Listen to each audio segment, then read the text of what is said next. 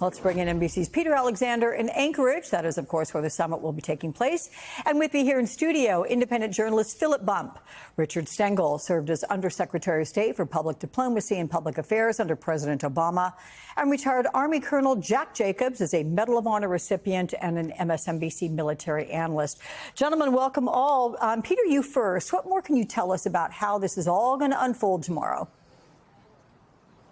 Well, Alex, good morning to you. And here we are in America's last frontier ahead of this first face-to-face between Donald Trump and Vladimir Putin since 2019, 6 years. It was 2018 in Helsinki where they last held that joint news conference. And it looks like there's likely to be another one of those that will take place here tomorrow at some point in the afternoon. But here's the best understanding that we have, first announced by the Kremlin, that often likes to get out in front of these things before the White House confirmed many of the details, that the two, President Trump and Vladimir Putin, will meet together, tete-a-tete, as the Russians said it, with translators in the room. But that's significant because it means that there's no note takers there who would be able to share the information more widely with other American and, frankly, Russian diplomats, if necessary, about what, if anything, President Trump agrees to or offers Vladimir Putin in that conversation. Then they will expand it to what is viewed as a wider bilateral meeting over lunch between the two sides, alongside some of the top advisors on each side, before the joint news conference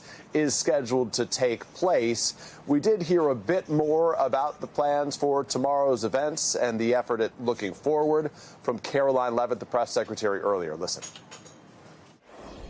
What comes after that meeting is up to President Trump, and that's part of the reason he is going. He has incredible instincts, and he wants to sit down and look the Russian president in the eye and see what progress can be made to move the ball forward, to end this brutal war, and to restore peace.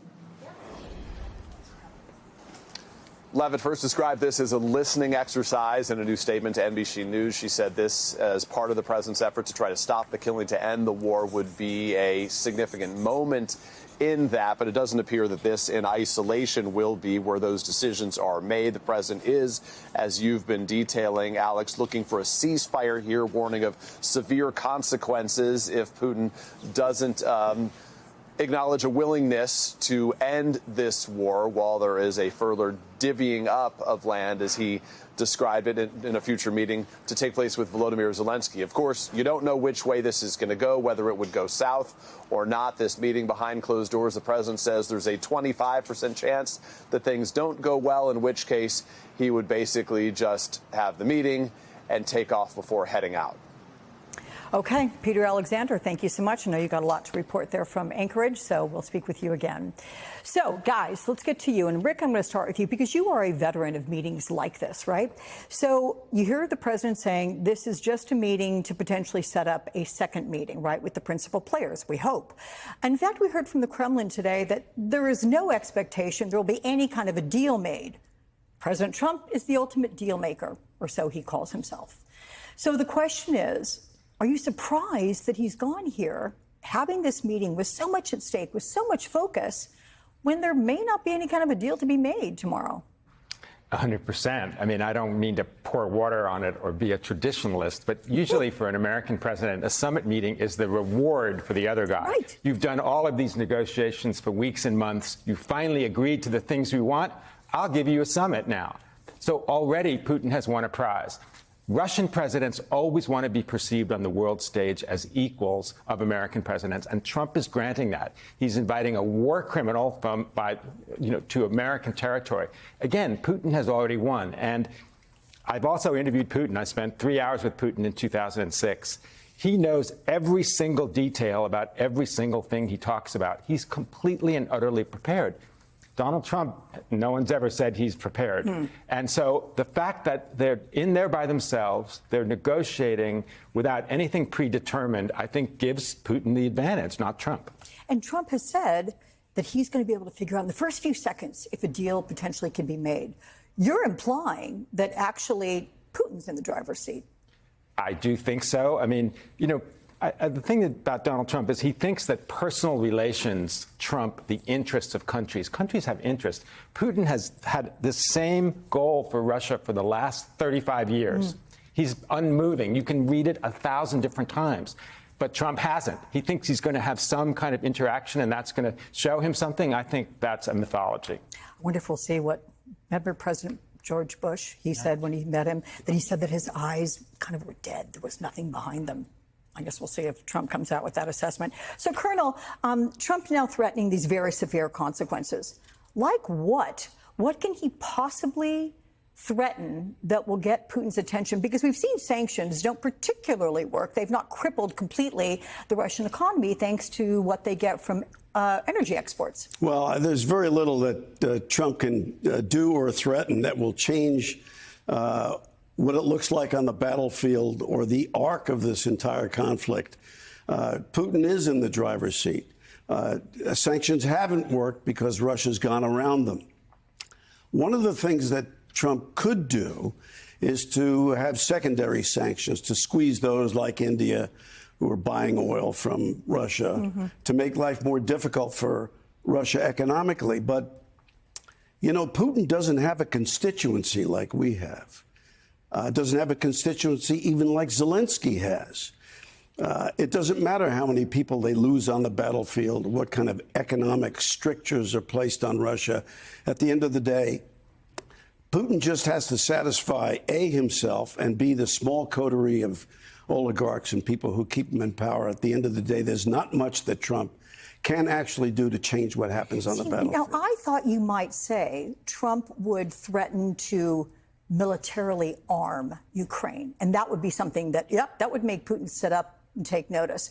Are you not saying that because you think there's not a snowball's chance and you know where that would happen? Well, Putin believes, and maybe this is actually the case, that one of the things that's driving Trump is that he has to get a deal. He promised a deal, and if he doesn't get a deal, he'll just go ahead and withdraw the support of Ukraine. That's one of the reasons why Putin's in the driver's seat. Putin's got very little to fear here from Trump, either what's going on now or what he's liable to threaten in the future. So, Philip, you have written an awful lot about what you call Trump's, quote, affection for Vladimir Putin. And we now know that there is going to be this one-on-one, just the two of them, as Peter was reporting. It's going to be only with translators. There will be no note takers in that meeting for the two of them. And the president seems to be saying all the right things to Putin at this point right now.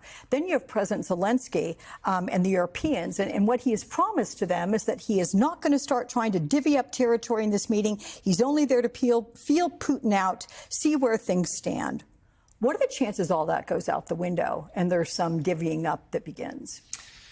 I think high. I mean, I think the Colonel's point about how Donald Trump has made this commitment is really the key point here, right? The Donald Trump said on the campaign trail, I'll have this thing wrapped up in 24 hours. I know exactly what to do. If I'd have been in office, it wouldn't happen in the first place. All of it was nonsense and transparent nonsense at the time.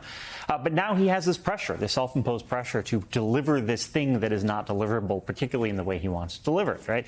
We've also seen the context. I think it's really important we started with that Helsinki discussion they had, because we know what happened there. He got in a room with Putin. It was just the two of them and some translators.